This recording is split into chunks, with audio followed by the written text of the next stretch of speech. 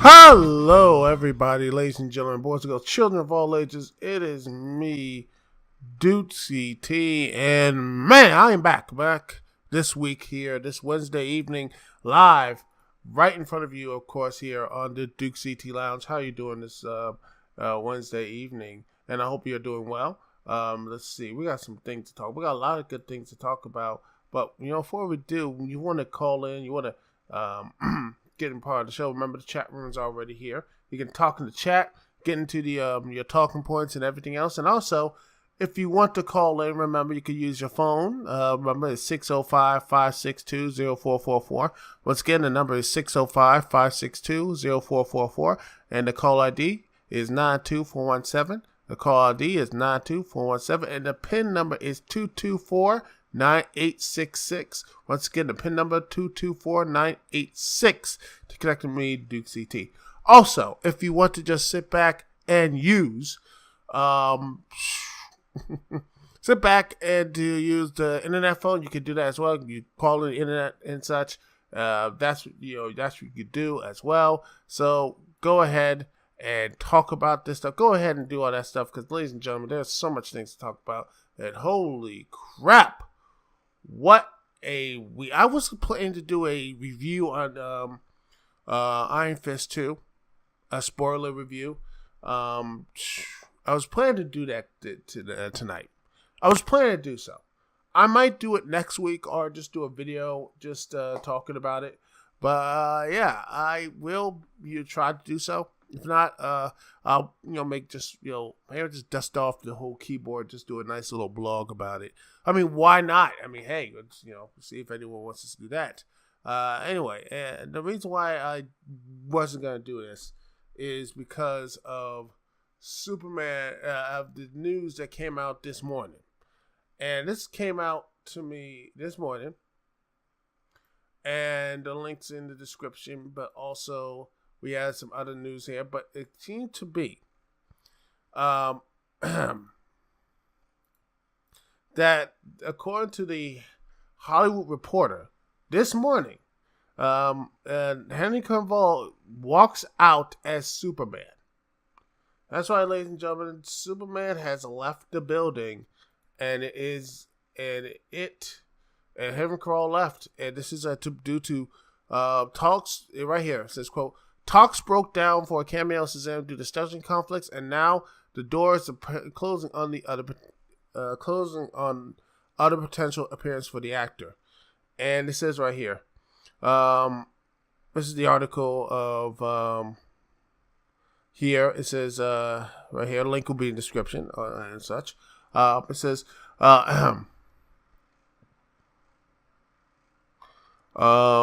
Warner, it says right here, Henry Cavill, who has played Superman in 3 films, is parting ways with Warner Brothers, sources tell the Hollywood Reporter. The British actor who first donned a blue suit for 2003's Man of Steel and then starred in 2006 Batman v Superman and last year's Justice League is said to be hanging up the red cape. Warner's have been trying to enlist Cavill, who has most recently co-starred in the Mission Impossible Fallout, for a Superman cameo in Shazam, which stars Zachary Levi and will debut on April 5th. But contract talks between Cavill and WME reps and Warner Bros. Broke down, and the door is now closing on potential Superman appearances. And that's because the studio has shifted focus to a Supergirl movie, which will be an origin story featuring teen superheroine that effectively removes an actor of Cavill's age from the storyline equation, given that Superman, aka Kal-El, will be an infant according to DC lore. Wait, what? Hold up. Something that doesn't feel right here, and I should have just caught this in the middle here. because Supergirl, in every bit of the lore of the DC universe, is when Supergirl goes to Earth, she gets trapped via time warp or wormhole or anything else. That is what happens, and Supergirl wakes up into this modern day. Superman's already grown up, and she's trying to find her place. That's what pretty much Supergirl is. In fact, that's the TV show for the most part. Kara Danvers, and such, and she grows up on Earth and everything. How to learn to be, a normal woman, but also wanting to, to do the superhero stuff, to be basically Superman, not to be behind her, but also be standing up on her 2 feet. And that would be very interesting to show. But it's kind of weird that they're going to do this while having a Supergirl TV show. Personally, I don't care, because Supergirl TV show, I stopped watching and caring about that show a long time ago. But yeah, I just don't care about that, because again, I checked out that show pretty much a long time, and I just, the show just, it wasn't for me. It just wasn't for me, and I just didn't care for the direction of the show. Just, I mean, I did like the fight scene in Legion of Superheroes. I like seeing that in the future. I see like the how Monet, all this stuff. I kind of liked all this good stuff here, but I was like, man, some of the characters acted like way too stupid, and I'm like, it shows how many seasons and the characters still act like teenagers. I hate that. I don't like characters who regress and not progress. And these supposed to be adults and they're acting like, you can have superheroes that act like, who can be a little aloof and such, but when you watch stuff like, say, the Marvel Netflix stuff, is, you sit there, you're like, man, these characters actually act smart. That's why the show's, maybe that's to me because the show's like, it's maybe because it's not paced well. That's the main problem. The show isn't paced well. The shows in the DC, they're way too long. Maybe the 10 to 13 episodes will help it. And I think that you already talked about this, but we'll get back to the point. But yeah, this seems to be a really big stuff here, because they look like the Warner Brothers is not doing a solo superhero movie. They seem like because Cavill's doing the star with the Netflix series The Witcher, it looks like it's something going to be a change. This is, he recently signed on to star the Netflix series The Witcher, and also there's going to hit the, and it says right here, according to a source, back to the article, this says, it says the source says the Xandar deal fell apart due to scheduling conflicts, and also there's a recognition that some parts of the previous movies didn't work, says Studio Insider. Another source from Warner Brothers trying to hit the reset button with DC Universe, steering the ship slowly into another direction. And the article continues saying, well, Affleck, because just rumors had that Ben Affleck is something, and honestly, Ben Affleck probably needs to get out because he is going through a lot of drama. I mean, addiction, everything else, and all the crazy stuff that's going on with him right now. I don't think he'd be mentally I mean, heck, he originally was going to be the producer and director of Batman and star. And people don't know how much strain you had to do all this type of stuff. So he's probably, I'm like, maybe at this point, as I think Batman was okay, but I think they should just put Jake Gyllenhaal. I think he's going to leave. That's it. And, that's what's the plan for it. I think that's what's going to happen in the future. I think that's what is going to pretty much that's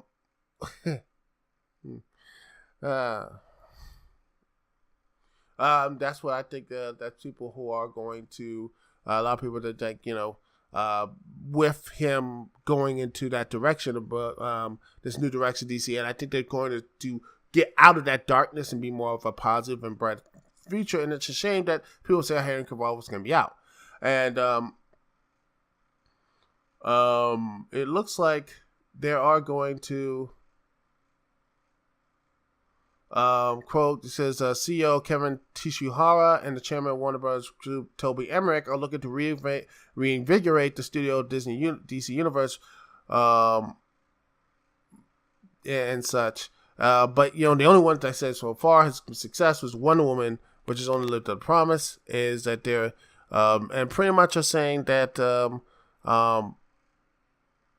so it says they say pretty much they want to do better. But then here's something interesting about this. There's another article called from a couple months ago actually.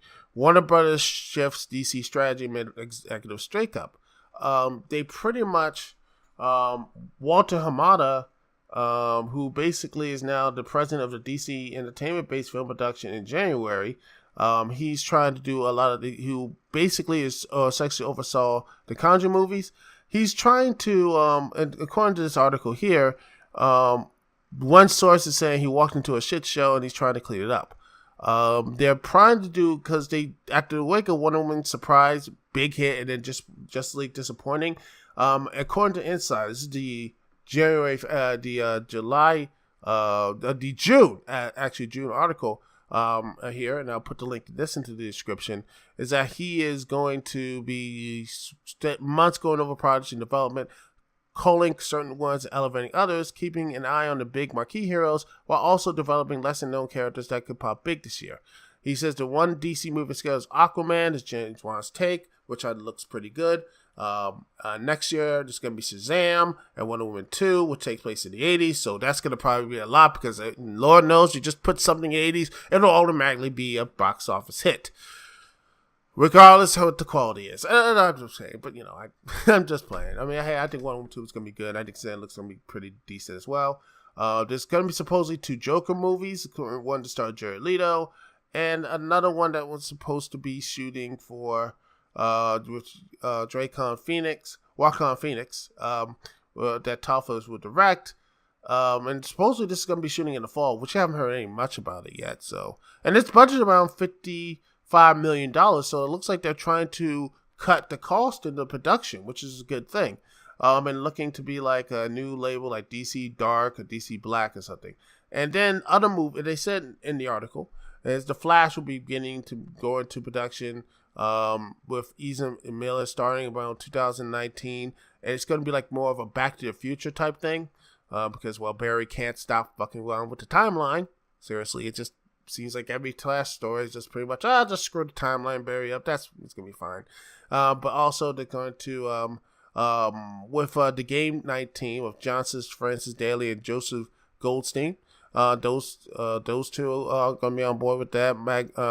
Margaret Robbie, who's going to be leading pretty much the female-centric Birds of Prey in the article, which Kathy Yen attached to direct. Batgirl movie with is going to be is on track. Is Bumblebee screenwriter Christina Hodson pending a script, and you have the Batman movie, which no one knows what's going on with him. I think, like I said, Jake Gyllenhaal is going to get that part, and it's going to be something. Young Craig Crusader, and it's going to, and I hear he's trying to be more detective movie, which is great. I hope they do something with detective stuff. But yeah, but here's something interesting. Here's one thing interesting about this article, and link in the description, is that it's right here. It says one thing the exec will not be doing is convening a writer's room.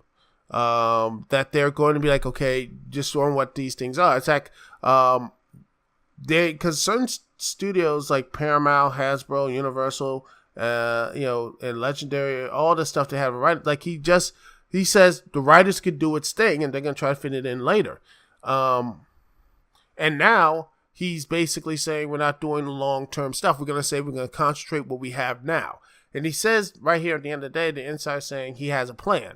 And hopefully, Henry Cavill was, and I think a lot of people say, well, Henry Cavill is out, but it looks like he might not be. And supposedly, this Instagram thing came out that he still is the main, because his manager said, and WB both came out not leaving the role, as he looks like he's going to be, still here, because he has an interesting little Instagram video that pretty much saying, it has a nice shirt called Krypton Lifting Team.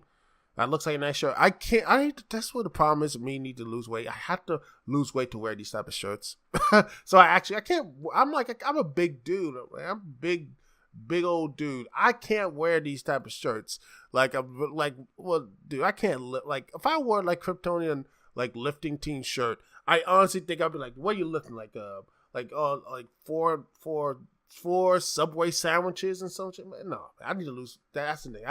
That's the thing. I have to get goals to actually lose some weight to actually wear a shirt like that. But yeah, he comes in this.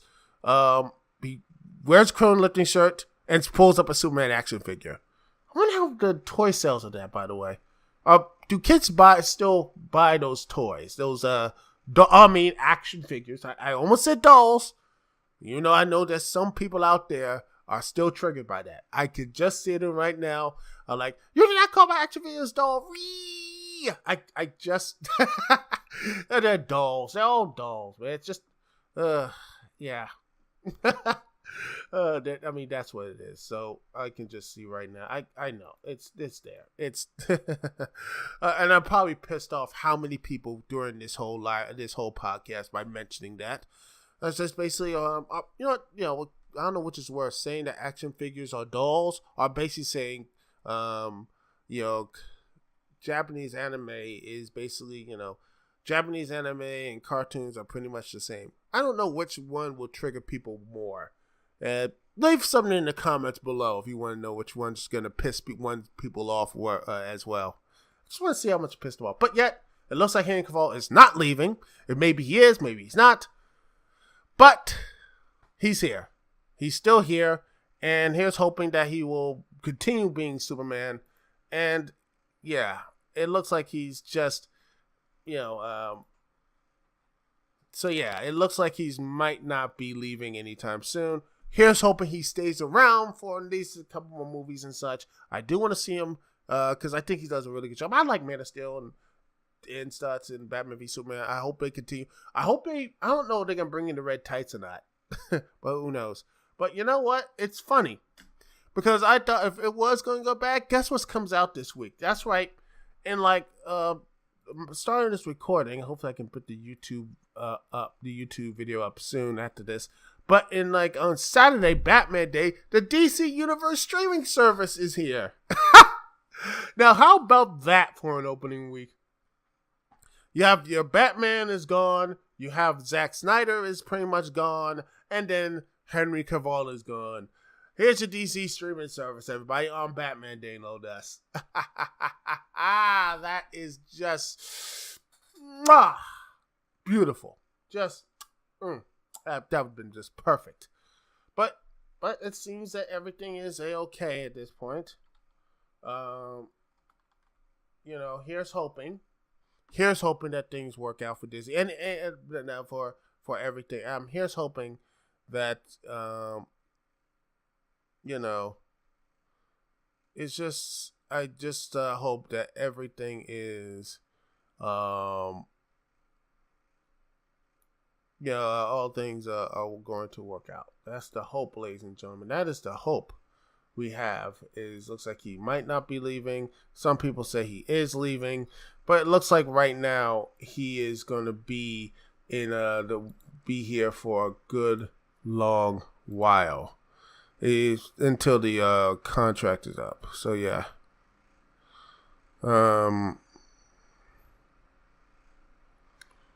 Yeah, but here's hoping that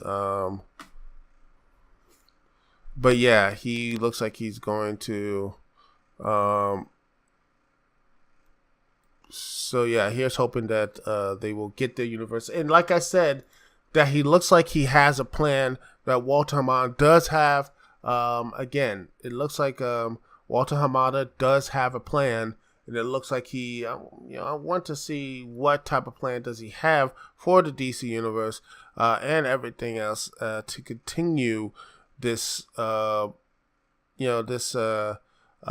whole mess. Because again, this right here, it's going to have this is going to be a major rebranding, something that actually can hopefully continue to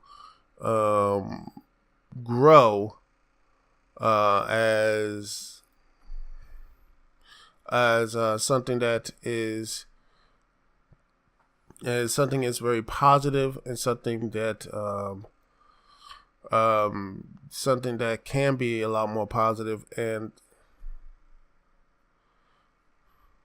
here's hoping that his plan does work out. That's what I hope it is. The next couple of these next big plans. I hope they do work out. At least because honestly, the MCU needs the good competition. We need competition, and hey, and here's hoping that everything does work out. Not well. I would say there's MCU, but then again, the whole James Gunn situation. But hey, who knows? But that's just my thing. I want to hear what your comments are and below and all that good stuff.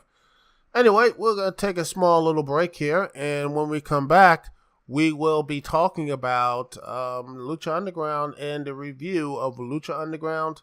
The latest episode, Pet Cemetery, here live on the Dukect Lounge. We'll be right back right after this little musical interlude. We're going to...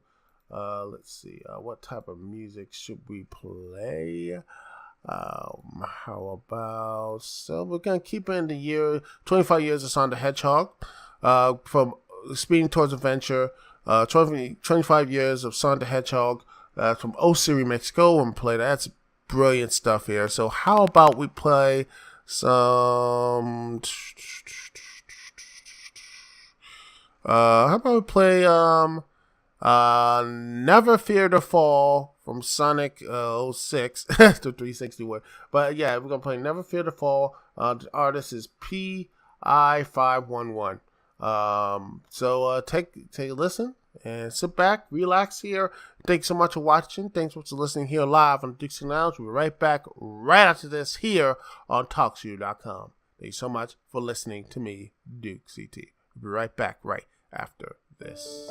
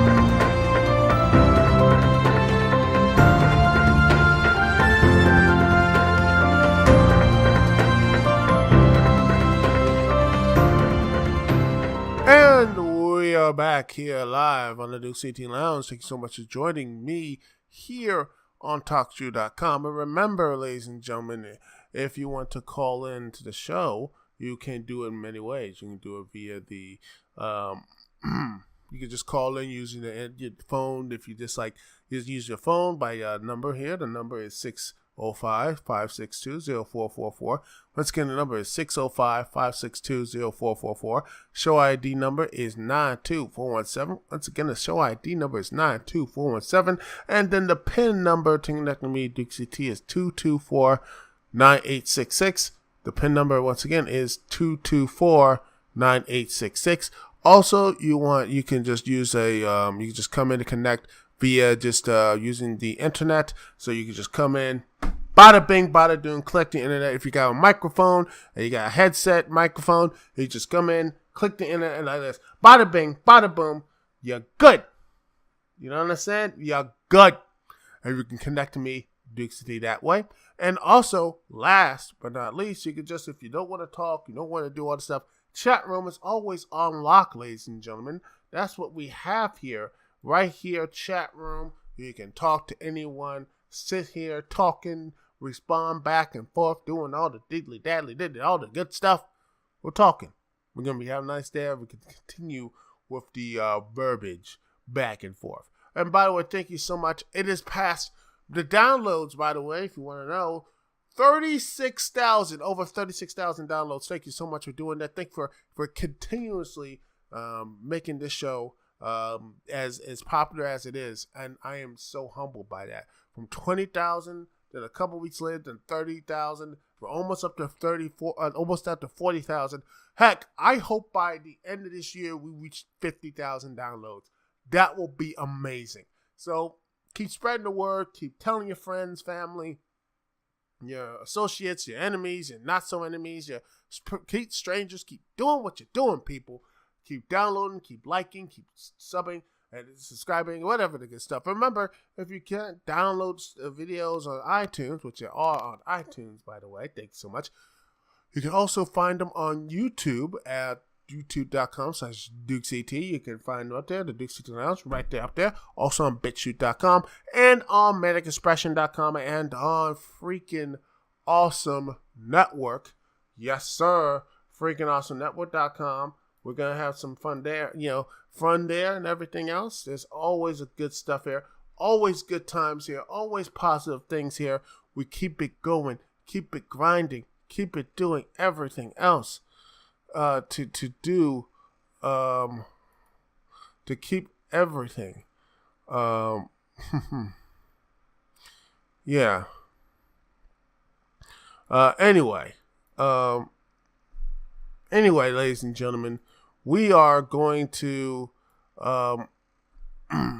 continue to talk. Let's go into Lucha Underground here live right now. Because again, let's see right here, ladies and gentlemen, we're going to talk a little about this stuff, Lucha Underground, because hey, this is one of the probably the best show out here. This is an independent wrestling promotion. We got to show at the indies. And heck, WE is doing stupid stuff, so I'm not talking much about it. I mean, should I even preview Hell in a Cell? What should I say about it? Nothing really interesting, and barely I might not even watch it, because hell, I might be doing studying. I'm going to probably be doing studying and doing stuff like that. And also, I don't really have any connection to WE Hell in a Cell, so I might just screw it. I might stream on that night.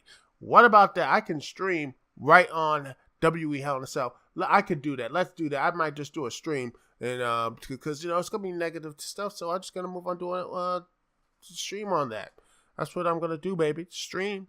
What's wrong with that? So I'm just gonna do that for a while. Maybe do that. But anyway, let's talk a little about Lucha Underground. First things first, we have the first match of the night, ladies and gentlemen, is El Dragon Azteca Jr., the Gift of the Gods champion, defending his championship against the lovely but dangerous Ivelisse. As the match starts, it starts slow, as Ivelisse, has her MMA background, and she has had success doing that. But it seems that Dragon Azteca came back, with come really back and forth. Continued hitting some nice slams, and probably a pretty devastating Boston Crab. Just bends her back fully, but then she converts to a chin lock, and then Ivelisse gets out and hits a sling blade. So I can't say words. Words are just awkward for me. I can't speak. Why can't I speak? I want to speak. Words. Words. Those are the things that people like to use. That people love hearing words. But anyway, by the way, that move is pretty much everywhere. Everyone's doing them. Jeff Hardy did it. You have Finn Balor, Seth Rollins. Everybody's doing the damn sling blade, man. Seems like it's that wrestling move that everyone in their mama uses via promotion or anything else. Seems like everyone loves that move. But yeah, at the end of the day, Dragon Azteca wins, gets a nice top rope leg drop. As before that, he shrugs and just hits a top rope leg drop and picks up the victory. Dragon Azteca retains the championship. It was a decent match. decent match. And then after that, you shake hands, and Evilise looks up, saying, "Man, I could have been, this could have been something more." She felt like more, but she could I'm so close, and I need gold, and she wants to really be successful. But then after the match, Exolicious and Joey Ryan propose they form a trios team to challenge the winner of the trios championship. Hey, Exolicious, Joey Ryan, and Evilise. Well, she is a person who does our tag team, so why not? Next up, we have King Cuerno versus Mil Muertes with the number one contention for the Lucha Underground title. And notice that Mil Muertes came out without Katrina. But, Katrina is, no more. But then again, this is Lucha Underground, so who knows, and who knows, ladies and gentlemen. Who knows? But anyway, let's see. Let's see. The match is just basically just brutality. Both men just beating the hell out of each other. There are some really good moves here. You got like some nice kicks by Chrono. Then just Muertes just overpowers and choke slams the man. Funny. Remember this dude was Judas Macias back in TNA with his purple tights and everything. But hey, you know what? Different world, man. different league universe. But hey, he's dominant again. That's pretty cool. Both men just keep fighting and destroying them, each other. And they just keep punching each other. And then the referee tells both wrestlers get back in the ring, and then they throw into the crowd. And then after they just kept fighting, and then the referee calls for the bell, and then both match ends in double disqualification. But then Conquedo says, no, I don't punish violence. In fact, he rewards it. As now, two wrestlers will wrestle Pentagon Dark for the Lucha Underground title in a three-way match next week. Well, that's going to be really fun. But now let's get on to the main event, ladies and gentlemen, of the evening. As the Reptile tried, Daga, Jeremiah Snake, and Cobra Moon, they got on the Super Friends, Aerostar, Fenix, and Drago.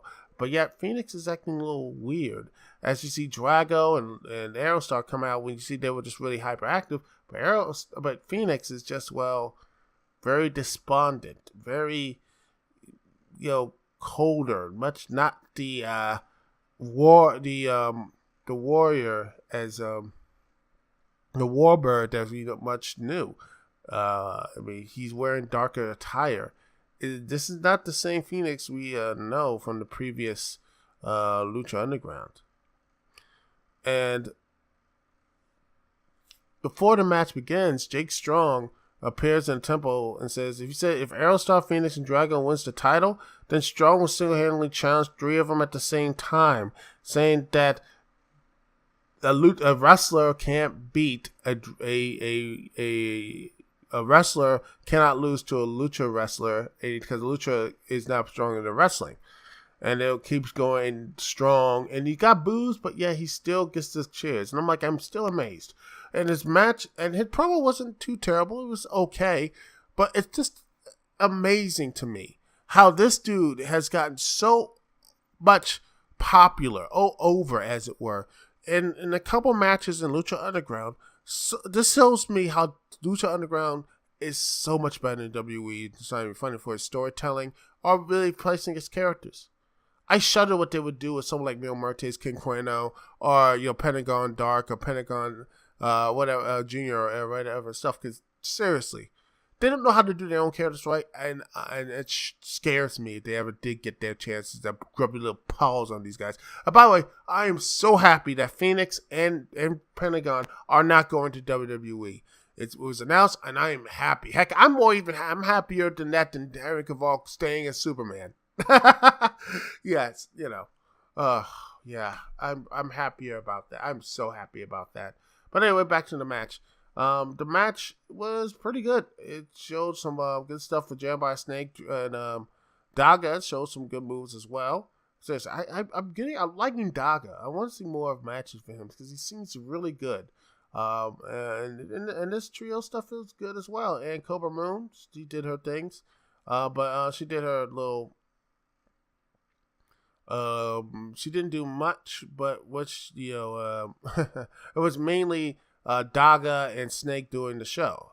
Uh, but mostly the match focused on Fenix as he was really high up, and then he was like, he had the cutter on Snake when he got tagged in. He had some nice back order, did nice some high kicks and knees to Jeremiah Snake, and then Cobra Moon comes out, and he just was about to get just laid up, and then Fenix, he did a nice little move, like a Matrix type move, and then she leaves the wing via in a very slippery way, and then Fenix tags Aerostar hard, and then Aerostar hits a nice little spring cross body to Snake, and but yet Jeremiah Snake comes back in the ring and hits a nice little clothesline. But in the end, though, this was a really important. This match right here showed that this could be the end of the Super Friends permanently. As Fenix comes in, and then takes down the Reptile tribe. But yeah, Fenix for noise and super kicks Aerostar while he was running to the ropes. And then he starts attacking Aerostar. And the crowd was in shock. And heck, I was in shock. But then again, I saw the transfer of life and the light of Fenix mixed with the death of Katrina. So, and then the time travel stuff really probably screwed it up. So, yeah, Fenix is going to be in this darker state of mind, as he isn't even in his right state of mind. And as Aerostar hits a Muscle Buster Power Driver, and then just walks away and lets Snake finish off Aerostar, and the Reptile tribe picks up the victory. And then you have Melissa Santos, who is romantically involved with Fenix, explain what is his new attitude. And then Fenix throws her to the ground. And then El Dragoness Tekka Jr., the Golf to Gods champion, comes in to check up and say what's going on. And that's the show. And Fenix is this darker version of Fenix. This once upon a time likable and lovable character has changed. She's coming back from the grave, that he's not the Phoenix of light and legend. He's more of a darker bird. The dark bird of war. But then the show doesn't end there. As Credo opens up, comes in, Credo has a meeting with Marty the Moth Martinez as he, comes in and drops a nice stack of cash. And he said he wants a shot at the Gift of the Gods championship match. But there's also something else that Marty wants, and Marty laughs, and we don't hear it.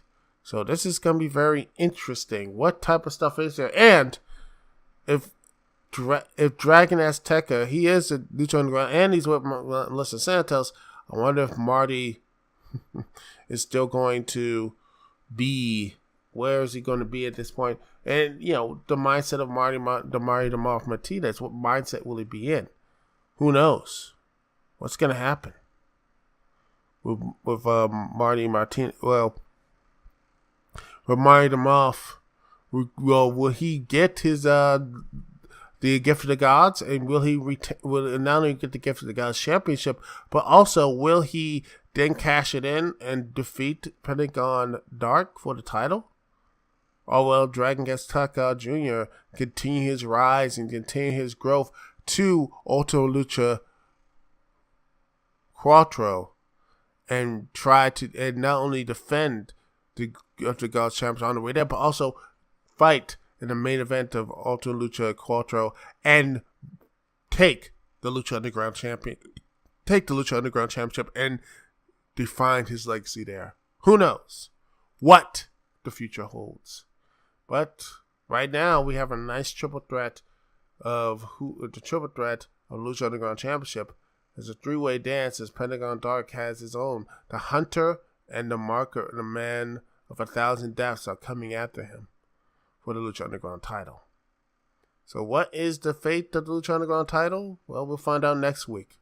Anyway, that is our show, ladies and gentlemen. Hope you liked it. I hope you enjoy it. And, and remember, like, subscribe, hit the bell if you want to hear me more. And, follow me up on, the Discord channel. Link in the description as well. So you can see, and I will be posting more stuff there. We'll post streams and all the other interesting people on the Discord. Trust me, there's a lot of interesting people here. You can start conversations in the pro wrestling, sports, and just regular voice chat. And I'll try to do live stream voice channels soon so we can all sit back and have some fun and talk to people on there.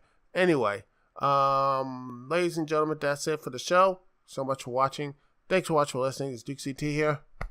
Peace and love. I'll see y'all when I see y'all later.